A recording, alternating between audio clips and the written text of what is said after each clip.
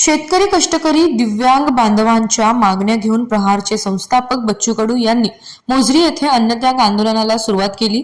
याच अन्नत्याग आंदोलनाचा गुरुवारी 5वा दिवस असताना सुद्धा सरकारने कोणतीही दखल घेतली नाही। अशातच आता प्रहार पदाधिकारी कार्यकर्त्यांच्या भावनांचा उद्रेक झाल्याचे दिसून आले आहे।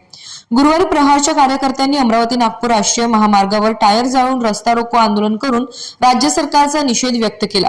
अन्नत्याग आंदोलनामुळे 5व्या दिवशी आता बच्चू कडूंची प्रकृती खालावली।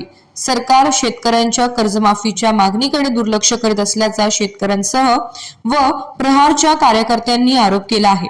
यावेळी राज्यातील शेतकरी व प्रहारचे कार्यकर्ते राज्यभर ठिकठिकाणी आंदोलन करत आहेत। अशात आता राज्य सरकारने वेळीच दखल घेतली नाही तर आंदोलन वेगवेगळ्या मार्गावर जाणार का असं चित्र दिसून येत आहे।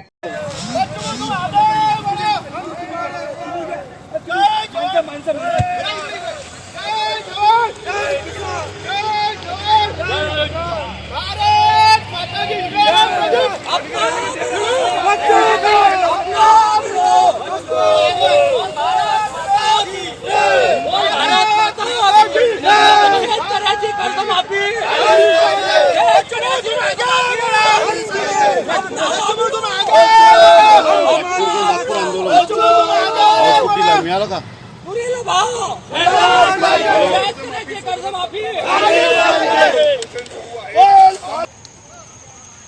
5 दिवसापासून तिथं बच्चू भाऊ उपोषणाला बसलेला आहे। अजूनपर्यंत या प्रशासनाला जाग आली नाही। एवढे निगरगट्ट हे कसे झालेले आहे? यायला फक्त शेतकऱ्याचे मत पाहिजे, शेतकऱ्याचं काही देणं घेणं नाही यायले।